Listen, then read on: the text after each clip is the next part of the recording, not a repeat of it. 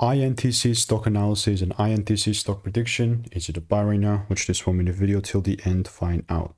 Specifically looking at Intel, I mean, I'm looking at just like a consolidating market, but does it really mean anything?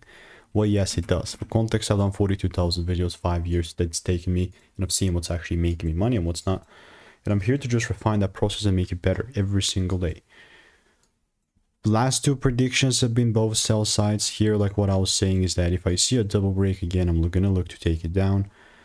I mean, myself with INTC, I have so many previous receipts. Like so many 9 results pop up. Got the first break. If there is a second one, you bet I'm gonna look to take it further down. But you know what I'm not gonna do on Monday is just immediately start selling, you know, just waiting for the rule to take place. And if it doesn't, so be it, man. Like, right? Why would I just force movements? Makes no sense. So if you do want to learn how I'm making 5-10K per month trading, click the first link in the description, get my free emails, and I'll see you in the next one.